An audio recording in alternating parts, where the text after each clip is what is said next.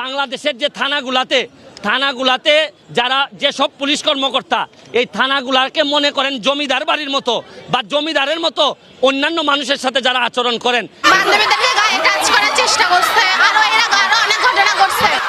Sir জনহয়রানি করার চেষ্টা করতেছে। যে মেয়েটাকে ভালো লাগবে সে মেয়েটাকে ভালো পজিশন উঠে দিবে। কোন মেয়ে হেড টিচারের কাছে প্রমাণ কই?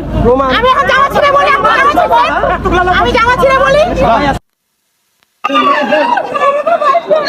সম্মানিত ভিউয়ার্স, আসসালামু আলাইকুম। দেশ এবং প্রবাসে, দূরে এবং কাছে, যে যেখান থেকে আমার এই ভিডিওটির সাথে সংযুক্ত হয়েছেন সকলকে আন্তরিক শুভেচ্ছা, অভিনন্দন। দর্শক, শুরু থেকে সংবাদ শিরোনাম দেখেছেন, এখন দেখাবো বিস্তারিত। প্রিয় দর্শক শ্রোতা, আপনারা আমার চ্যানেলে যারা নতুন বন্ধু হয়েছেন, ভালো লাগলে চ্যানেলটিকে সাবস্ক্রাইব করে রাখবেন। অবশ্যই আপনার মূল্যবান মতামত কমেন্ট বক্সে কমেন্ট করে জানাবেন।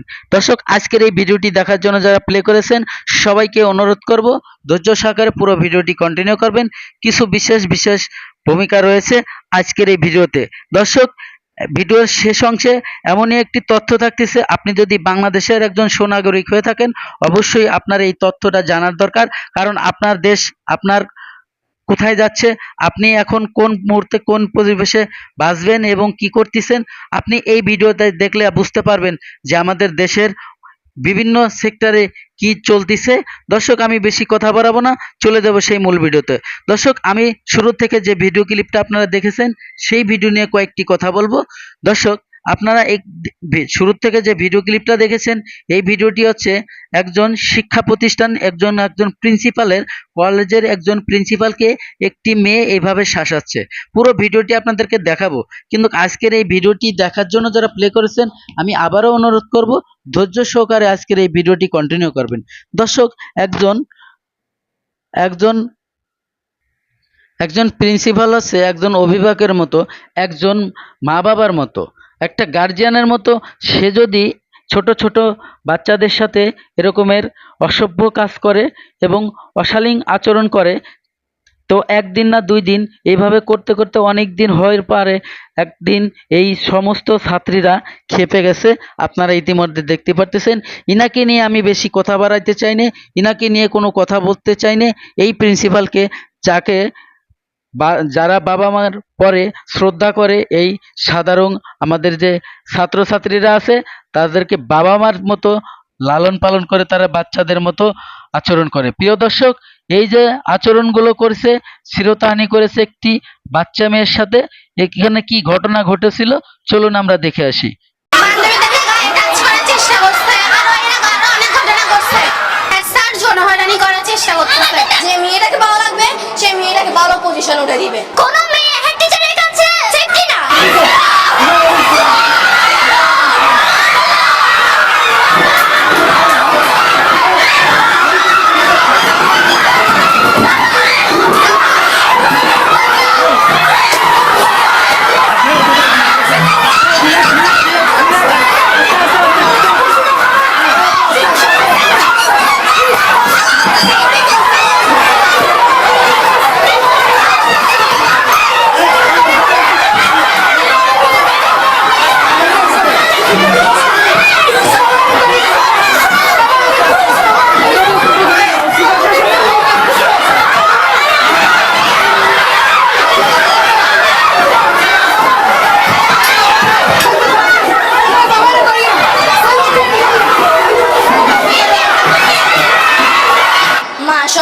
বছর আমরা থাকাকালীন তার আগের থেকে শুনছি ওনার নামে কেস হয়েছে, আর আমরা মেয়েদের থেকেও শুনছি উনি হাত দেওয়া ভালো না। আমি মুখের থেকে বের করবো কিভাবে? ওনার থেকে যাকে ভালো লাগে তাকে, যে পজিশনে যে মেয়েটাকে ভালো লাগবে সে মেয়েটাকে ভালো পজিশন উঠে দিবে।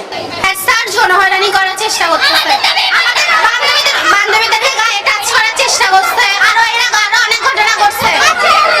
ওটা খুব কি প্রাইভেটলি হয়েছিল, খুব জানাজানি হয়নি। আমরা এটা একটা তথ্য পেয়েছি, একদম চুপিসারেই হয়েছে বলতে গেলে কাজটা। তাহলে একটা গার্লস স্কুলে উনাকে আবার গার্লস স্কুলে কেন আনা হবে? উনাকে ট্রান্সফার করে এক স্কুল থেকে আরেক স্কুলে নেওয়া যাবে না। উনার বরখাস্ত চাই আমরা, একদম অব্যাহতি। উনি এই চেয়ারে বসার যোগ্যতা উনার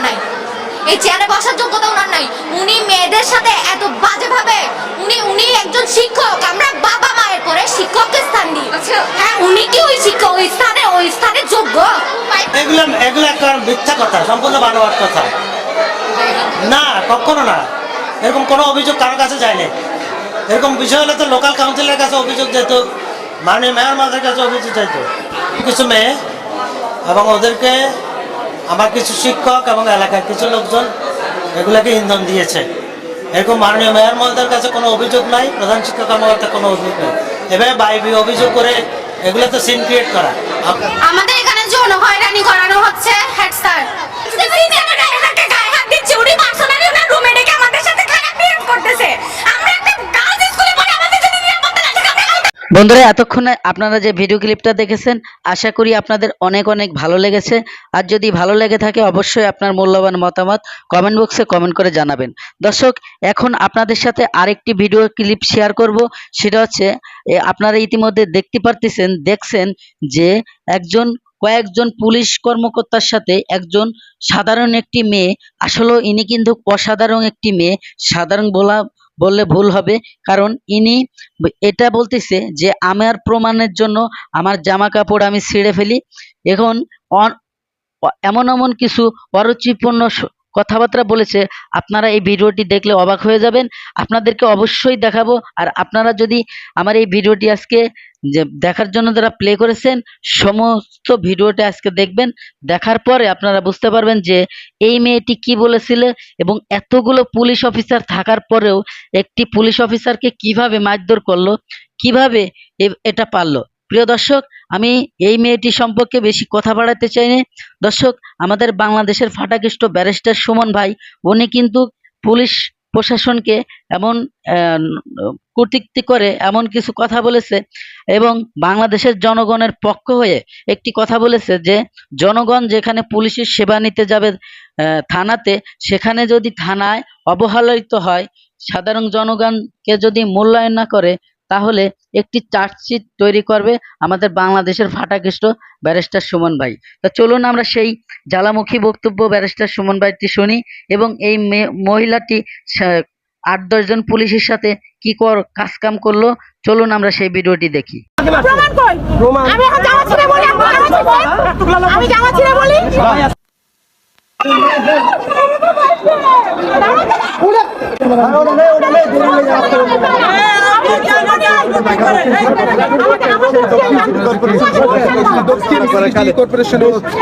গতকালকে থেকেই এই অভিযান করছেন এবং তারা কিন্তু বাধা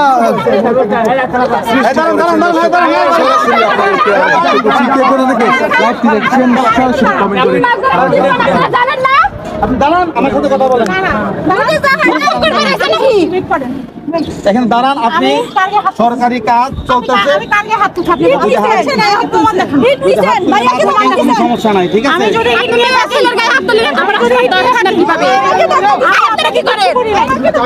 আপনি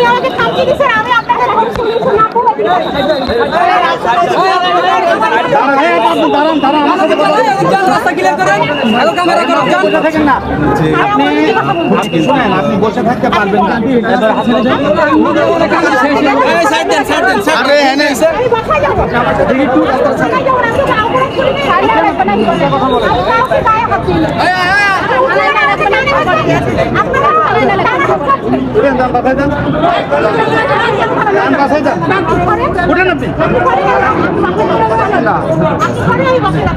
আমার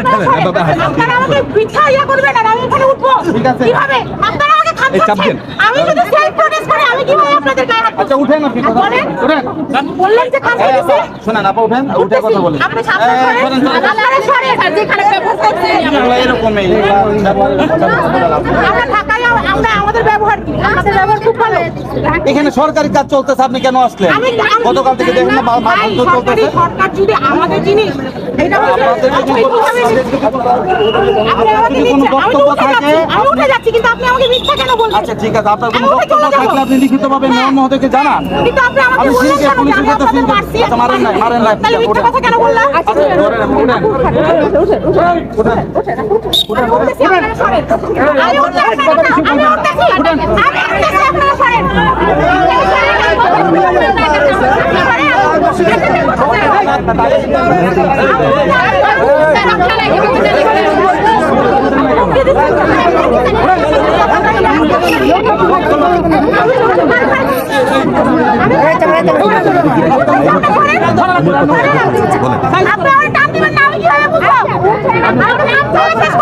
থেকে আপনাকে নেওয়া যাবে না? না আপনি সরে ওই না জায়গা থেকে নেওয়া যাবে কিনা? সাইড করে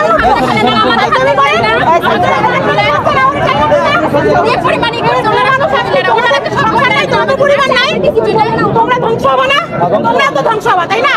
তোমরা যে বলো তোমরা খাচ্ছি দেবো প্রত্যাশা বা পূর্ণতার বিষয় না। আমার তো ওসি মুয়াজ্জেম সাহেবের সাথে কোনো ব্যক্তিগত শত্রুতা ছিল না।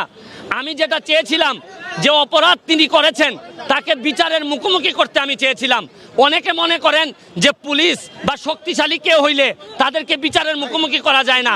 আমার ইচ্ছা ছিল যে ওসি মুয়াজ্জেম সাহেব যে অপরাধ সংগঠিত করেছেন তাকে বিচারের মুখোমুখি করা।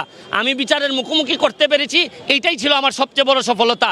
আদালত তার সিদ্ধান্ত দিয়েছেন উনি 8 বছর জেলে থাকবেন, 15 লক্ষ টাকা ফাইন দিবেন এবং ফাইন নুসরাতের পরিবারকে দিবেন এবং অনাদায়ে উনি আরও 1 বছর 6 মাস আরও 1 বছর যদি ফাইন না দেন উনি আরও 1 বছর জেলে থাকবেন। এবং আরও যে জিনিসটা আমি বলতে চাই, আমার আরেকটা ইচ্ছা ছিল এই মামলাতে যে বাংলাদেশের যে থানাগুলাতে যারা যেসব পুলিশ কর্মকর্তা এই থানাগুলাকে মনে করেন জমিদার বাড়ির মতো বা জমিদারের মতো অন্যান্য মানুষের সাথে যারা আচরণ করেন তাদের জন্য এই রায়টি একটি মাইল ফলক এবং অশনি সংকেত হয়ে থাকবে। আমি মনে করি থানা হচ্ছে গিয়ে সেবা প্রদানকারী প্রতিষ্ঠান।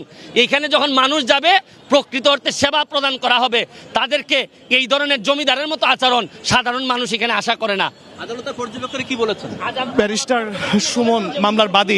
প্রিয় দর্শক, ধৈর্য সহকারে যারা আমার এই ভিডিওর ক্লিপটা দেখেছেন আর হয়তোবা আপনাদের ভালো লেগেছে, আর যদি ভালো লেগে থাকে অবশ্যই আপনার মূল্যবান মতামত কমেন্ট বক্সে কমেন্ট করে জানাবেন এবং ভিডিওটি যদি ভালো লাগে চ্যানেলটিকে যদি সাবস্ক্রাইব করতে মন চায় অবশ্যই সাবস্ক্রাইব করে রাখবেন পরবর্তী ভিডিও পাওয়ার জন্য। দর্শক, আজকের মতো ভিডিও থেকে বিদায় নেব। সবাই ভালো থাকবেন, সুস্থ থাকবেন। আল্লাহ হাফেজ।